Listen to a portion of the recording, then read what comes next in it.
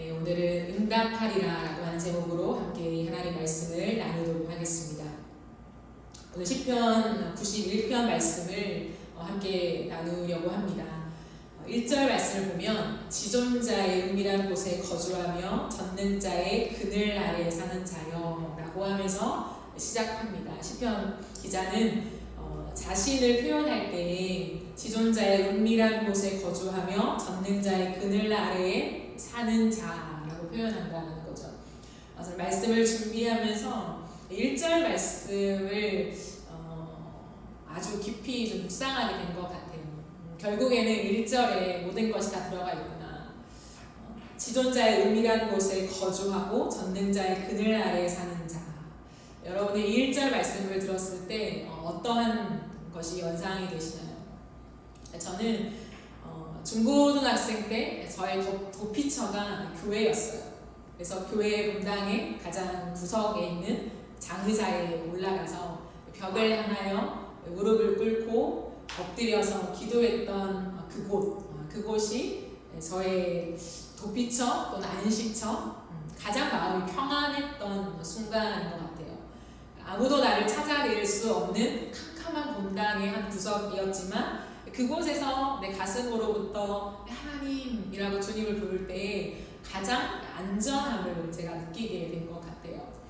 세월이 지나서 다시 한번 이 말씀을 묵상하면서 저의 인생을 돌아보니까 아침에 눈을 떠서 제가 침대 위에 무릎을 꿇거나 또 침대 아래에서 제가 무릎 꿇고 하나님이라고 부르는 그 엎드림이 제 마음을 가장 여유롭게 만드는 것 같아요. 근데 곰곰이 생각해 보니까 내가 하나님 앞에 엎드려 있는 이제 그 자리가 나의 본래의 자리 같다는 느낌이 많이 들었어요.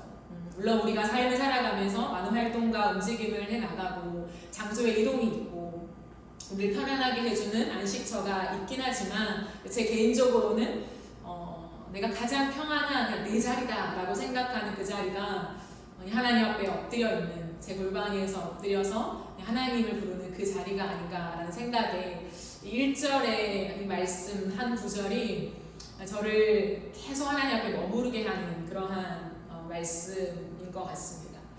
이 말씀 속에서 지존자라고 표현하잖아요.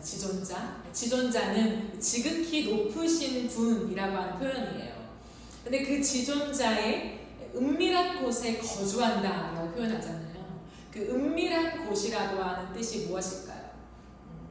우리가 흔히 제가 앞서 말한 서술처럼 하나님의 임재 안에 엎드린 것, 그걸로 1절을 다 설명할 수 있어요. 하지만 조금 더 말씀 안에서 전체 맥락 속에서 이 구절을 들여다볼 때 더 구체적인 의미가 있다는 거죠.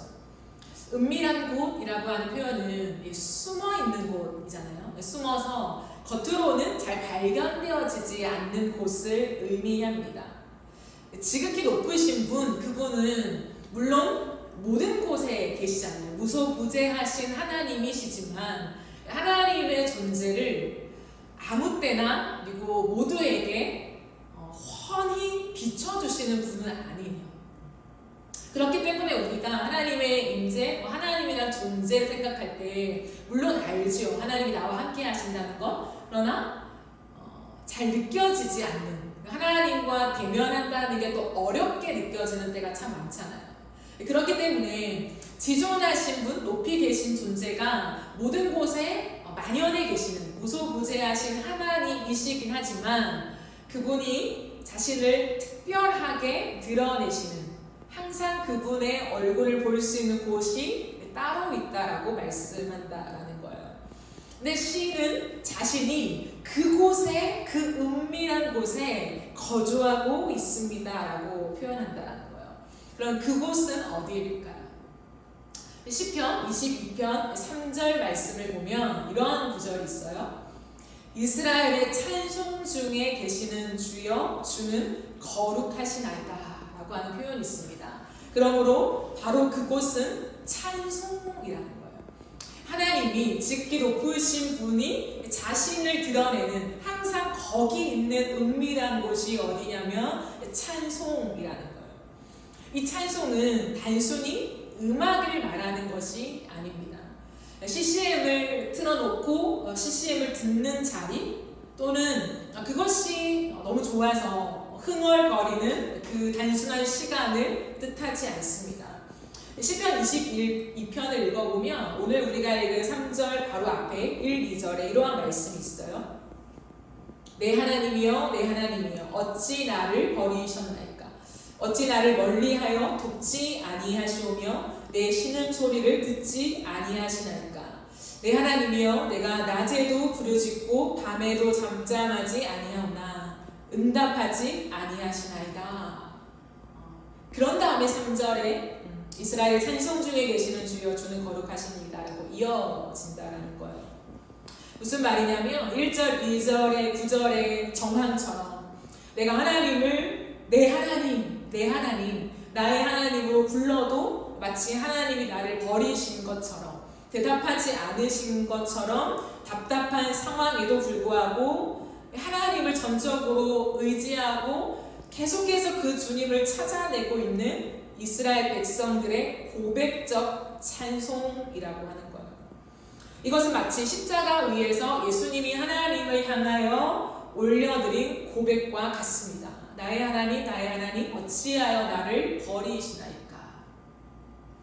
그러므로 이것은 하나님의 존재와 하나님의 성품을 진정성 있게 고백하는 우리의 마음, 믿음, 몰입도라고 할 수 있습니다. 이것은 무엇이냐면 우리의 인생 속에 늘 하나님을 찬양하는 게 당연하죠. 근데 너무 기뻐서 너무 당연하니까 올려드린 찬양 그것만을 얘기하는 것이 아니라 때로는 우리의 인생 속에 하나님이 느껴지지 않고 하나님이 와닿지 않고 그 주님을 머리로는 알겠으나 가슴에 부딪혀 오지 않는 그때에 근데 그때에라도 하나님이 누구신가에 대한 고백적인 찬송이 올라져 가는 것을 말하고 있다는 거예요. 내 가슴 속에 상황과 다르게 계속해서 하나님이 누구신지 하나님, 내 하나님이라고 부르는 그 속에서 내 마음속에 하나님을 향한 그분의 어떠한 속성을 가진 존재인가를 외치고 있는 고백이라는 거예요. 즉 하나님 왜 나를 버리십니까? 라고 말하고 있으나 내 가슴으로는 하나님은 나를 버리지 않는 분이십니다 라고 하는 그 고백이 공존하고 있는 거예요. 그 찬양을 의미하는 거예요. 물론 십자가 위에서 하나님과의 단절 속에 정말 이제는 실패요, 죽음이요, 모든 것이 끝이라고 생각할 수 있으나 그러나 당신은 죽음을 뚫고 생명을 일으키는 존재입니다 라고 고백하는 그 고백이 공존하는 그 찬양을 말하고 있다는 거예요. 이스라엘 백성들이 끊임없이 이 세상을 거닐 때에 하나님이 보이지 않는 그 한복판에서라도 하나님 당신은 모든 곳에 계시고 당신의 자녀를 버리지 않는 하나님이신 것을 내가 믿습니다 라고 하면서 끝없이 밤에도 낮에도 보이지 않는 하나님을 찾아 나서는 그 고독한 믿음의 순례자의 모습, 그것을 찬송, 그곳에 역설적이게도 주님이 항상 있어 라고 말하고 있다는 거예요. 하나님과의 관계 안에서 하나님과의 비밀을 만들어가는 시간, 그것이 찬양이라고 말합니다. 저는 이것을 우리 인생의 깃발이라고 말하고 싶어요. 인생이라고 하는 긴 여정을 거닐다 보면 우리가 길을 잃을 때가 종종 있는 것 같아요. 하나님을 사랑하고 하나님을 신뢰하고 하나님을 의존하면서 출발했지만 인생을 걷다 보면 나도 모르게 경로 이탈을 할 때가 있지 않습니까? 경로 이탈을 했는데 다시금 내 나름의 수습해서 정확한 길을 따라 나서서 하나님과 초점을 맞춘다고 걷지만 또다시 경로 이탈을 만날 때가 있어요. 어디로 가야 하나님을 만날 수 있는 건지 잘 몰라서 답답할 때가 있는 거죠. 하나님을 찾지만 쉽게 하나님 만나지지 않는 그 굴레 안에 내가 들어가 있는 듯한 때가 분명히 있습니다. 그때 우리는 포기해버리죠. 하나님을 찾아도 하나님을 만나 잃어버린 것처럼 경로 이탈인데 다시금 정도를 찾아가면 되는데 그 정도가 어디인지도 모르겠는 그 인생의 혼란스러움 속에서 두 손을 놓아버리는 우리의 경험들이 참 많은 것 같아요. 그러나 그때 경로 이탈을 만났을 때에 우리로 하여금 하나님께 돌아가게 하는 그 찬스들이 있다는 거예요. 그건 뭐냐면 우리가 곧바로 하나님을 딱 만나면 좋겠지만 그게 어렵잖아요. 그렇기 때문에 하나님께로 가는 경로가 이탈되지 않고 정확하게 갈 수 있는 그 찬스, 힌트들이 있다는 거예요. 그게 내가 과거에 꽂아둔 깃발이라는 거예요. 그게 찬양의 깃발이라는 거예요. 내가 인생 속에서 하나님을 만난 그 깊은 경험들, 그 속에서는 분명한 찬양의 고백들이 있거든요.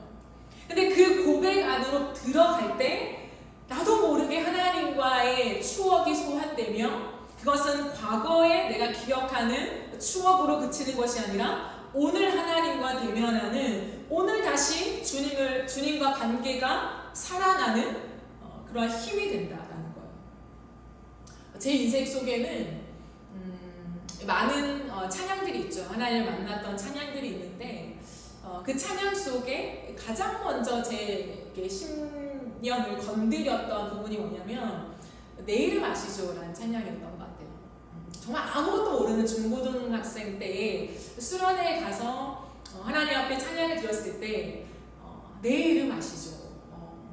아무도 나를 모를 것 같은 무명인인 것처럼 참 부족하게 느낀 내 인생 속에 내가 너의 이름을 알아. 그리고 한 가지 더는 너의 눈물을 알아. 라고 말할 때에 제가 하나님을 정말 깊이 만났던 것 같아요.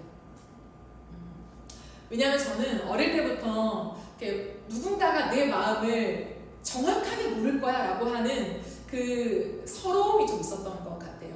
부모님도 내 마음을 몰라. 친구도 내 마음을 몰라. 그러나 내가 내 입으로 내 마음에 있는 이 큰 많은 서사를 꺼내서 설명할 능력이 없었던 것 같아요. 그렇기 때문에 누군가 내 마음을 알아줬으면 좋겠지만 아무도 모른다고 생각했어요.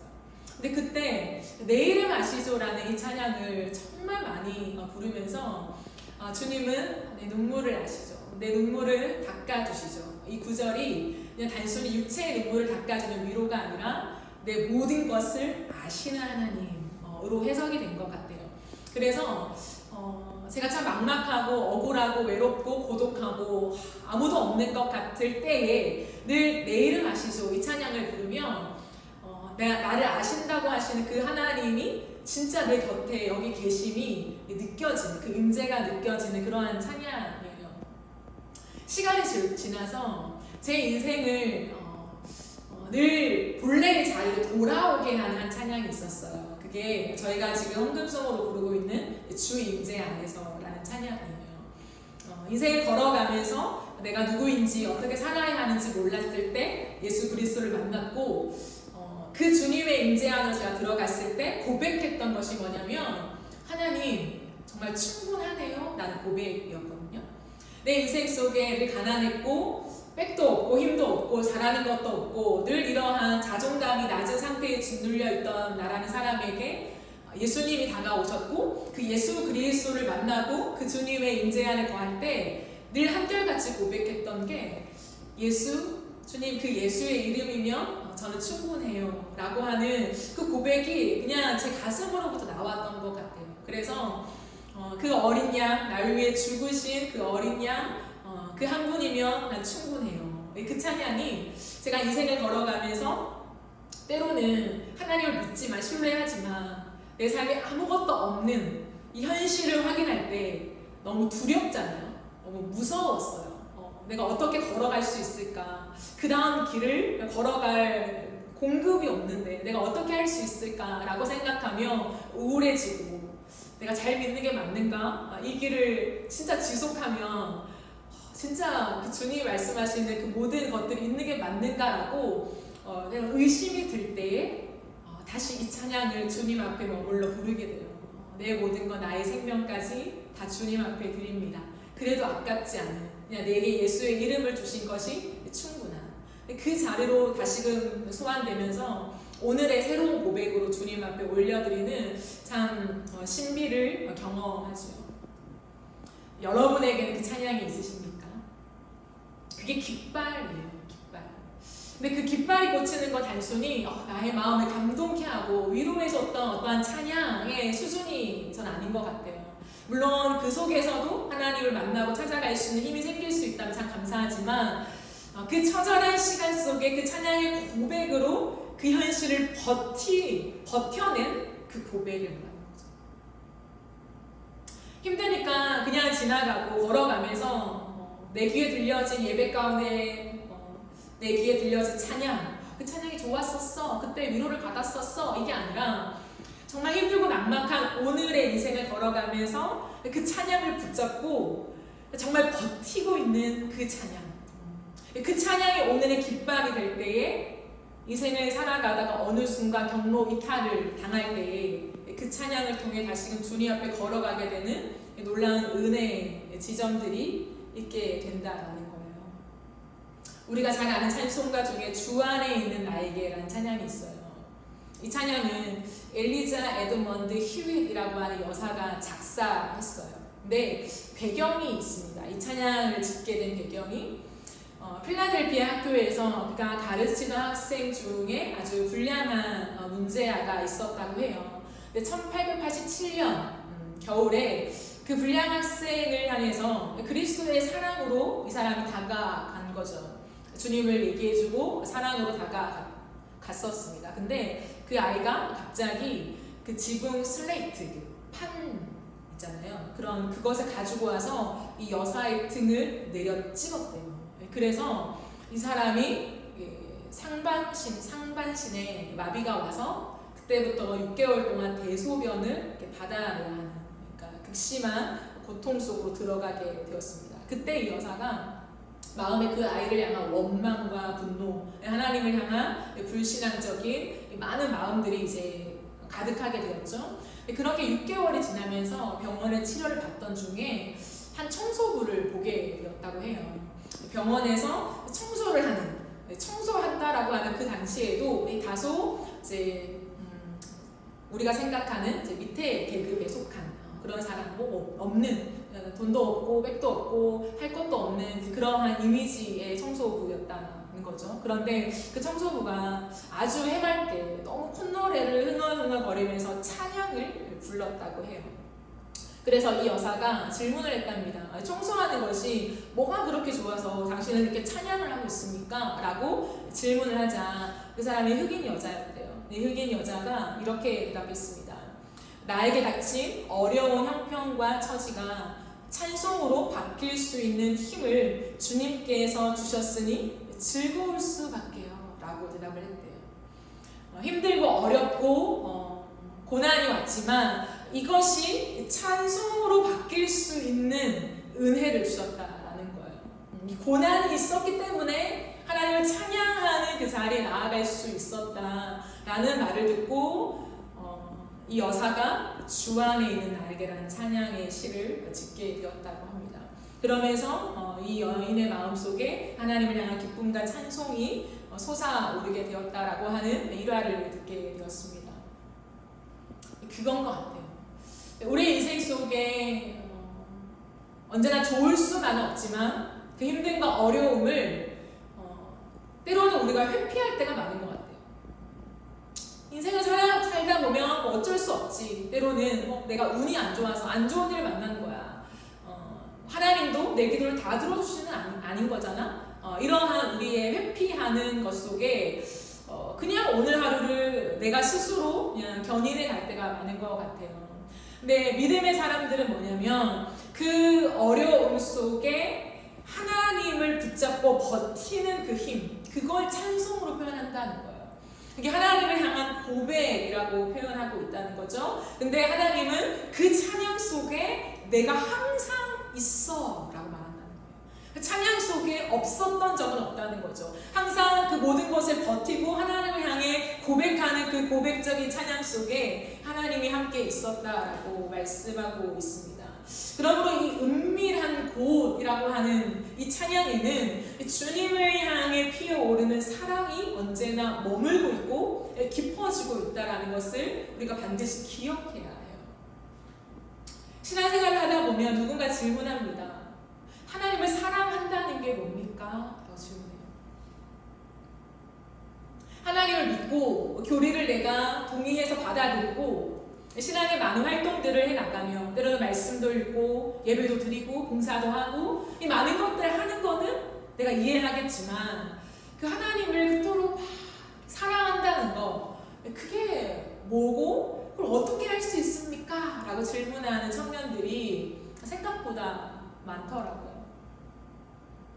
그 사랑은 그냥 주님이 나를 사랑하셨어요, 죽기까지 사랑하셨어요 라고 하는 진리를 듣는 것으로만 형성되어지진 않는 것 같아요. 물론 그 속에 하나님의 은혜를 주실 때 사랑이 꽃필 수 있지만 일반적으로는 이 찬양 속에 끝없이 내 인생을 놓지 않고 회피하지 않고 하나님을 붙잡고 하나님을 고백하는, 당신은 이런 존재입니다. 당신은 신실하십니다. 당신 나를 버리지 아니하십니다. 지금 상황이 하나님이 없다라고 말하고 하나님은 나를 돌아보지 않는다라고 말하지만 그러나 나는 알아요. 당신이 나를 놓지 않는다는 사실을 이라고 말하며 어떤 일반적인 진리를 말하는 것이 아니라 내 삶을 끌어안는 진정성 있는 고백 속에 나가는 그 찬송, 그 찬송에는 점점 하나님을 향한 사랑이 깃들게 되고 그 사랑은 점차 깊어지게 된다. 단순한 교리적인 신앙의 고백이 아니라 그 주님의 인격성을 바라는 사랑이 녹아지게 된다라는 것이죠. 시인은 그 비밀을 알았던 것 같아요. 그래서 그 은밀한 곳, 마치 사랑하는 사람들이 둘만 아는 비밀 장소를 마련한 것처럼 내가 그 지존자의 은밀한 곳에 항상 거주하고 있어요 라고 고백하고 있다는 것입니다. 또 하나의 고백이 있습니다. 전능자의 그늘 아래에 사는 자여 라고 맥락을 이어가고 있어요. 전능자라고 하는 것은 우리가 알듯이 무엇이나 할 수 있는 존재라고 하는 의미입니다. 못할 것이 없다는 거죠. 세상의 모든 것을 주관하고 있기 때문에 다 가능하다라고 하는 것이 전능자입니다. 그러나 특별히 구약 성경을 보면 하나님이 당신을 내가 전능자야 라고 소개하는 구절이 있어요. 여러 구절이 있지만 대표적인 구절로 아브라함에게 나타나셨을 때 주님은 전능자라고 하는 표현이 있어요. 그게 어떤 맥락 속에 있냐면 하나님이 아브라함에게 약속을 주셨잖아요. 내가 너로 큰 민족을 이룰 거야. 너로 아들을 낳게 해서 그 아들을 통하여서 내 나라를 세울 거야 라고 하는 하나님의 언약을 주셨잖아요. 아브라함은 그것을 믿었어요. 참 대단한 믿음이죠. 하나님의 언약을 믿었습니다. 근데 그 언약을 받고 자신의 믿음을 그 안에 집어넣다 보니 생각하게 된 거예요.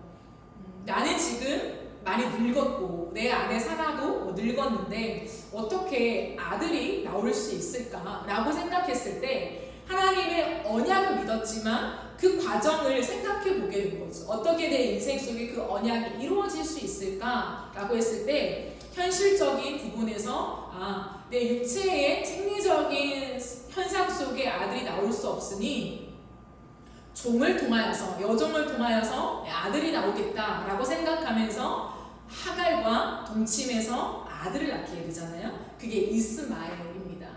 근데 그 이스마엘이 13살 때 주님이 그 말씀을 끝내고 14년 후에 아브라함을 찾아와서 이런 말씀을 해요.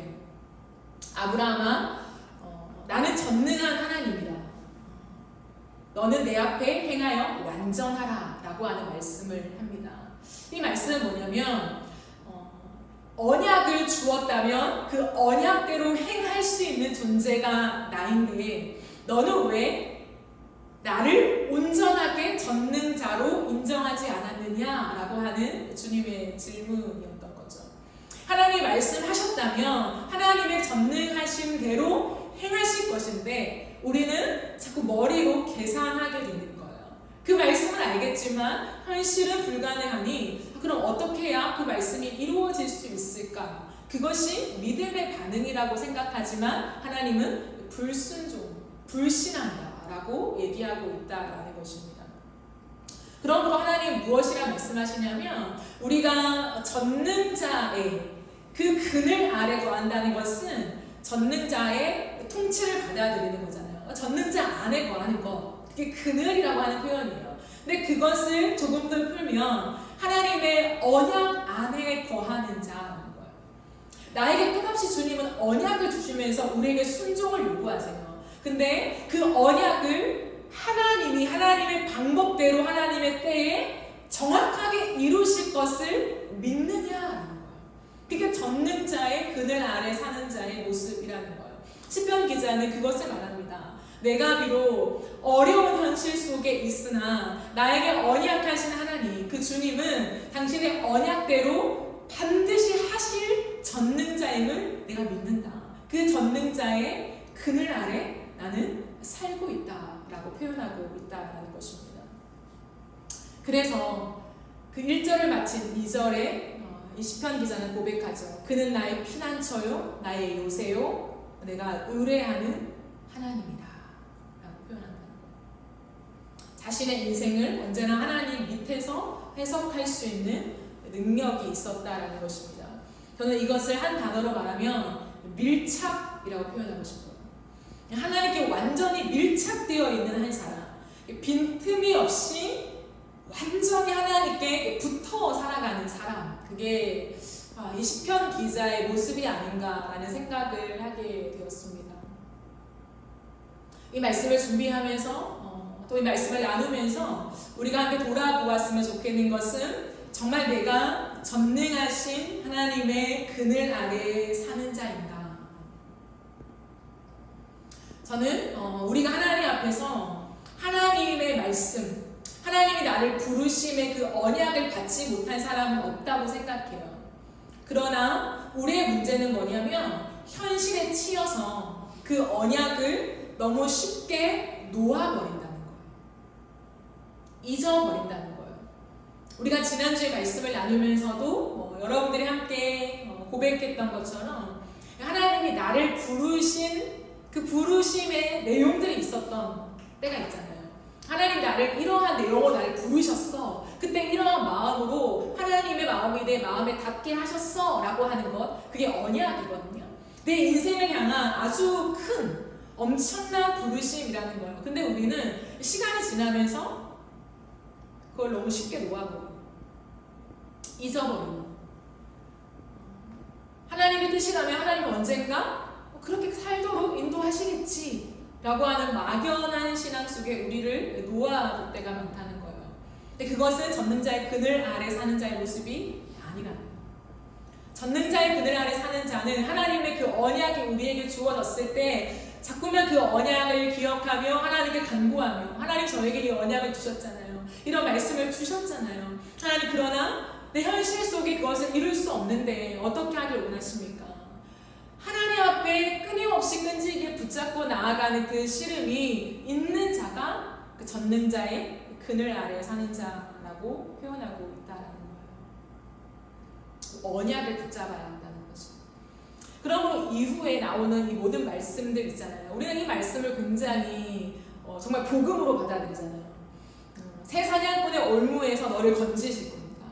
심한 전염병에서 너를 건지실 것입니다. 코로나를 지나면서 많은 사람들이 붙잡았던 말씀 중에 하나죠. 밤에 찾아오는 공포와 낮에 날아드는 화살과 전염병과 재앙에서 너는 제외될 거야. 이러한 말씀으로 우리가 이해하는 구절인 것 같아요. 그러나 이 구절은 단순히 마치 고센 땅에만 아무것도 비가 내리지 않고 하나님이 빛을 비추신 것처럼 그렇게 구별해서 다 코로나 걸리는데 나만 코로나 안 걸리는 그러한 구절은 아니에요. 이 맥락은 뭐냐면 우리가 어떠한 상황 안에 거해 있을지라도 하나님은 우리를 놓지 아니하신다는 거죠. 인생 속에 하나님을 잘 믿으면 진짜 어떠한 고난도 당하지 않고 하나님이 정말 꽃길을 걷게 해주시는 게 복음이야 라고 누군가는 해석을 하더라고요. 그러나 저는 그 맥락에서 이 말씀을 주신 것이 아니라고 생각해요.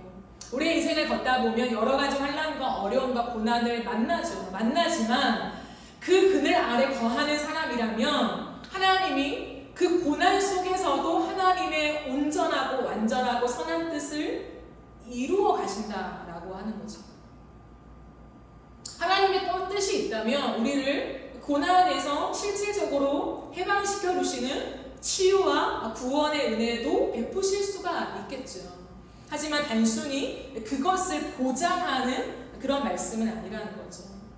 그늘 아래, 하나님의 날개 아래 사는 자들에게 하나님이 항상 떠나지 않는 주님의 임재와 동행을 약속해 주시는 구절입니다.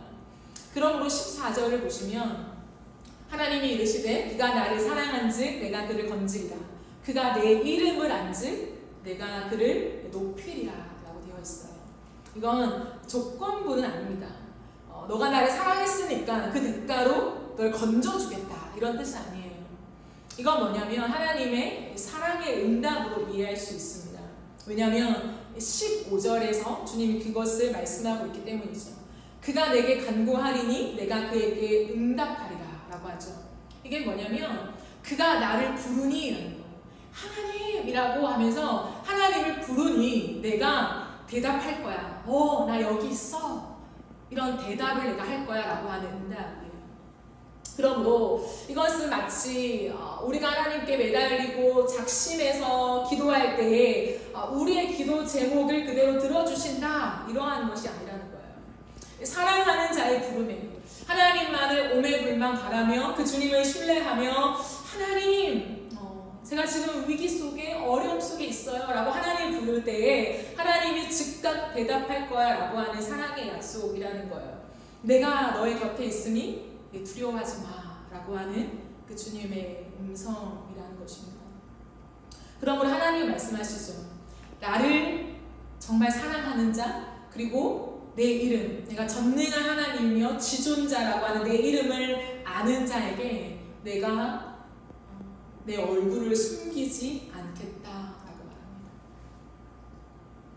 오늘날 우리의 핵심은 하나님을 보는 거예요. 하나님의 얼굴을 보는 것, 하나님을 만나는 것, 주님을 대면하는 거라는 거죠. 근데 그것은 단순한 우리의 종교적인 행위로 하나님을 부른다고 해서 되는 것이 아니라 이러한 기가 막힌 인생의 걸음걸음마다 하나님이 누구인가를 알고 그 주님을 사랑하여서 하나님, 내 사랑의 당신이여, 내 아버지라고 부르는 그 나의 전인격을 다한 외침으로 하나님을 콜링하는 자에게, 하나님을 부르는 자에게 주님이 대답하며 당신의 존재와 임재를 언제나 드러내 주겠다라고 하는 약속이라고 합니다. 약속. 그러므로 제가 늘 말하잖아요. 하나님 앞에 엎드릴 때 하나님의 음성이 들려진다고요. 은사적인, 신비주의자적인 그러한 맥락에서 말씀드리는 것이 아니라 하나님의 약속이기 때문에 그래요. 어떠한 상황에도 위급스럽고 조급한 상황에도 다른 것을 찾지 않고 내 생각대로 내가 대처하지 않고 하나님을 부르며 하나님이라고 외칠 때 그 하나님의 음성이 들려질 수밖에 없다라는 것을 주님이 말씀하고 있습니다. 여러분 이 말씀 속에서 무엇을 생각하고 또 무엇을 느끼십니까? 참 많은 구절 속에 많은 흐름을 담아내고 있는 시편이긴 하지만 저는 한 가지인 것 같아요. 그 한 가지는 뭐냐면 진짜 오늘 하루의 삶에 하나님과 1대1로 대면하는 너의 예배가 있느냐, 그리고 그 예배를 다시 시작하라 라고 하시는 하나님의 음성으로 저는 들려지는 것 같아요. 우리는 아는 것 같아요. 많은 말씀들이 있고 늘 그것이 우리의 귀에 들려지고 늘 조금만 손을 뻗으면 찬양이 우리의 곁에 있다라는 것을. 그러나 내게 들려지는 찬송과 내게 진정성 있게 고백되는 찬송의 차이를 우리는 인지하고 살아야 돼요. 흥얼거린다고 내 삶의 고백이 아니라 내 가슴으로부터 정말 그 찬양의 의미와 내 삶의 해석이 함께 동반되어야 그게 하나님 받으시는 찬양이라는 것이죠. 그리고 하나님은 언제나 1대1의 관계를 원하십니다. 1대1의 관계 속에 하나님 앞에 멈춰서 예배하고 있느냐라는 것이죠. 그럴 때 주님이 하고 싶은 말은 하나, 내가 응답하리라. 내가 응답하리라. 여기서 비켜날 수 있는 다른 방법은 없는 것 같습니다.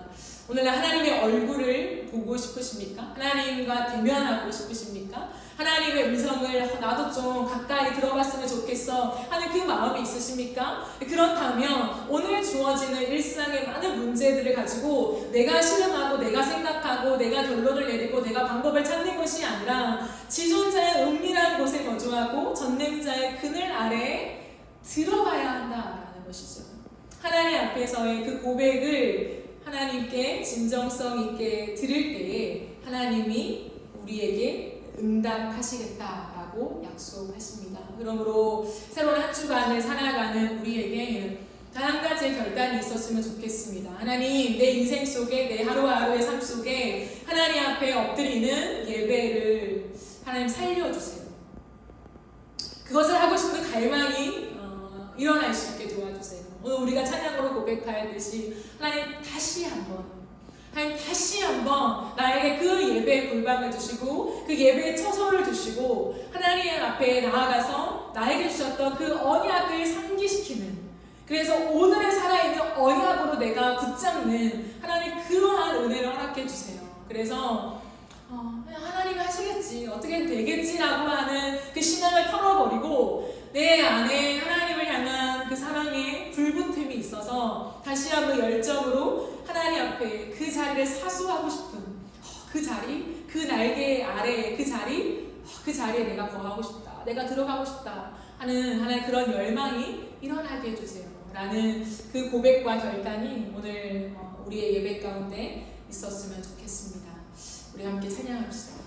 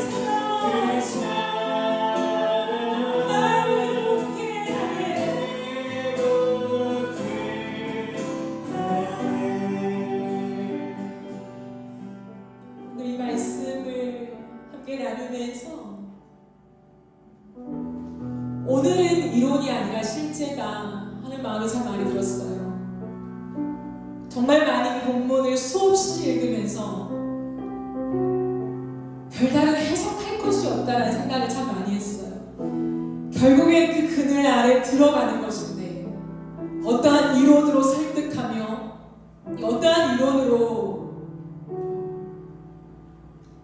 이것을 풀어낸들 의미가 있겠는가 하는 생각이 참 많이 들었어요. 그래서 계속 읽고 또 읽고 또 읽고 하나님의 은혜만을 구했습니다. 우리가 이 시간 여러분이 지나온 삶, 이번 한 주간의 삶을 돌아보십시오. 내가 그 그늘 아래 들어간 자의 삶이었나? 아니면 내가 스스로 내 머리 위에 손바닥을 올려놓고 난 피할 수 있어, 괜찮아, 또 다른 길이 있을 거야, 사라지잖아. 우린 그러한 낙관주의적인 삶으로 인생을 살아왔습니까? 영적인 지구력이 있어야 합니다. 하나님을 향하여서 하나님께 밀착되어서 그 주님만을 부르짖는, 그 주님이 어떠한 존재인가를 고백하고 또 고백하는 그 영적인 지구력이 있을 때에 그 언약의 말씀이 우리 안에 실제가 되어지며 오늘도 하나님이 없는 것처럼 느껴지지 않는 막연한 신앙 위를 걷는 것을 끝내고 우리의 인생에 환히 당신의 얼굴을 비추어주시는 하나님과의 대면의 시간이 열려질 것입니다.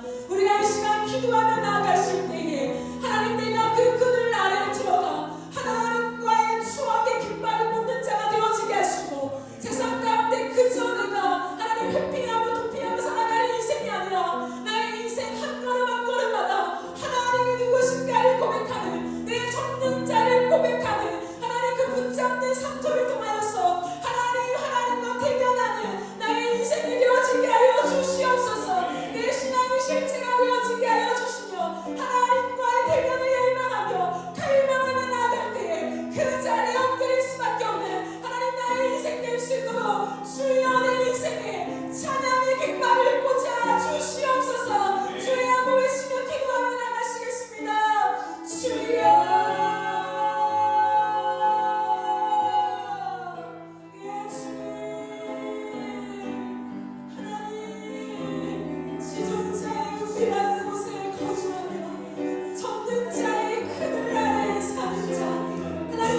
그 자리 자신을 그렇게 정의하였습니다. 하나님, 이 정의가 나의 정의가 되어지기를 원해요. 언제나 지존자의 은밀한 곳에 거주하는 한 사람, 접는 자의 그늘 아래에 거하는 한 사람, 내 인생에 다른 어떠한 안전지대가 없으며 나의 마음을 가장 편안케 하며 나를 가장 안전하게 하는 그곳이 하나님을 부르는 그 자리였음을 내가 지금 고백합니다. 아침에 눈을 떠 하나님을 부르는 그 자리, 그 침대 위에서 침대 아래에서 내가 주님을 부르며 하나님을 내 사랑의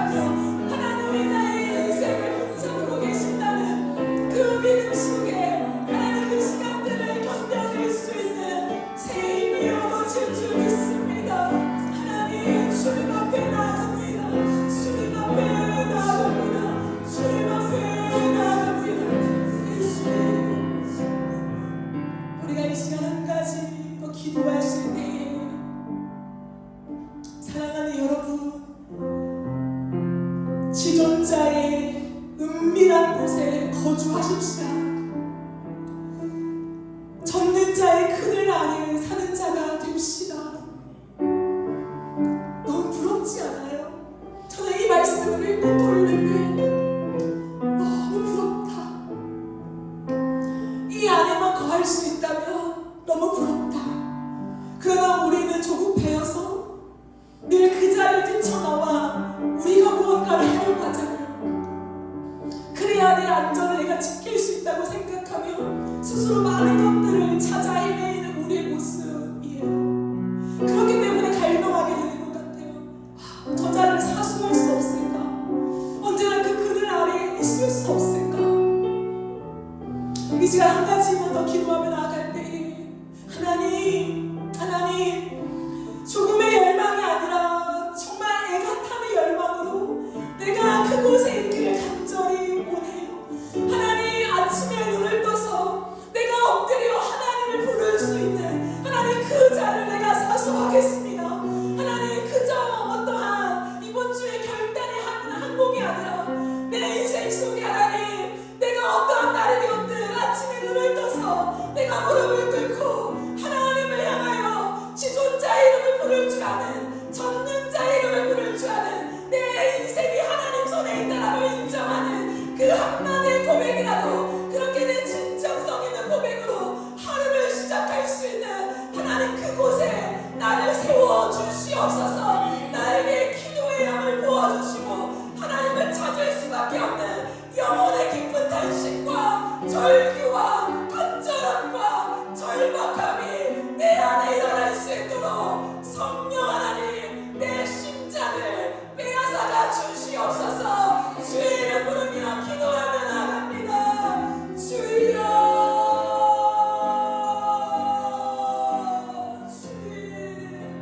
주여, 하나님 어찌 일어나기가 빠르고 어찌 또다시의 방법을 찾기가 빠른 주, 또다시 언젠가 세상을 하나님 두루다니며 내가 내 스스로를 방어할 수 있는 안전지대를 만들고 있는 나의 어리석음을 바라봅니다. 그러기에 하나님 간절히 갈망합니다. 그 그늘 아래에 있고 싶고 내 평생에 그 그늘 아래에 거하고 싶고 그 자리가 안전지대인 줄 알고 젖는 자의 그늘을 사수하는 자로 나를 살고 싶어요. 나는 사랑한즉 내가 너에게 응답할 것이고 너를 건질 것이며 네가 나의 이름을 한즉 내가 너를 높이겠다 말씀하시오. 그 하나님의 언약의 말씀 나의 말씀으로 부여잡고 영원히 인생에 행복하는 하나님의 영광을 부르짖는 자가 될 수 있도록 도와주옵소서. 지존자의 은밀한 곳에 거주하며 젖는 자의 그늘 아래에 사는 자, 그 사람이 내가 되길 하나님 간절히 원하며 아침에 눈을 떠 주님을 찾겠나이다. 하나님, 그 시간을 내가 어떤 것을 빼앗기지 않겠습니다. 내가 늦잠을 자도 하나님 그 시간을 빼앗기지 아니하며 주님을 부르겠습니다.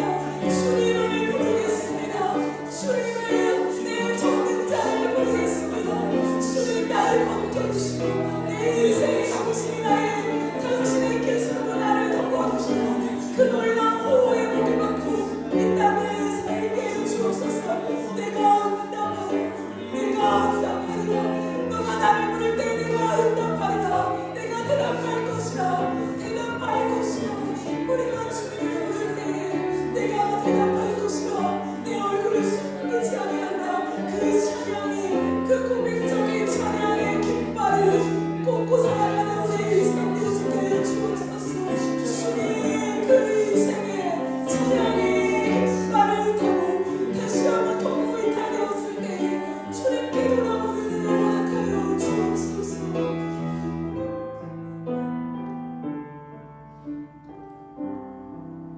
지존자의 은밀한 곳에 거주하며 전능자의 그늘 아래 사는 자, 하나님, 이것이 우리의 평생에 우리가 있어야 하는 본래의 자리임을 기억하게 하여 주십시오. 그저 한 구절의 말씀이 아니라 오늘 우리에게 이 말씀을 주셨습니다. 지존자의 은밀한 곳에 거주하는 자, 전능자의 그늘 아래에 사는 자, 거기에서 너가 나를 부른다면 내가 반드시 응답하리라. 내가 결단코 너의 기도를 외면하지 않으리라. 나를 향하여 내가 절대자임을 알고 너의 인생의 주인임을 알고 모든 것을 할 수 있음을 믿는 그 믿음으로 외치는 하나님 아버지 라고 부르짖는 그 한 가닥의 부름에도 내가 곧장 달려가 내 얼굴을 보이리라. 그럼 이 기가 막힌 언약의 말씀이 오늘 우리 이너브 처치에게 주어진 말씀이라는 것이 얼마나 큰 영광인지 모르겠습니다. 우리의 인생에, 내 인생에 얼마나 큰 영광인지 모르겠습니다. 하나님, 그러므로 그 자리를 사수하렵니다. 우리 안에 그 자리는 내가 결단코 누구에게 빼앗길 수 없다라고 하는 간절한 갈망이 우리에게 일어나게 하여 주셔서 이제 우리의 아침을 맞이할 때에 무릎을 꿇고 우리 하나님의 이름을 부르며 시작하는 오늘 한 사람 한 사람 될 수 있게 축복하여 주시옵소서. 주의 얼굴을 보는 것 특별한 누군가의 소유가 아니라 오늘도 전능자의 그늘 아래 거하는 자라면 하나님께 밀착되어서 하루의 시작을 주님의 이름으로 부르는 자에게 하나님이 주시는 선물임을 우리가 믿음으로 받게 하여 주시옵소서. 하나님, 우리의 인생이 주님과 대면하는 인생으로 바뀔 수 있도록 강력하게 붙잡아 주옵소서. 감사드리며 예수님의 이름으로 기도드립니다. 아멘.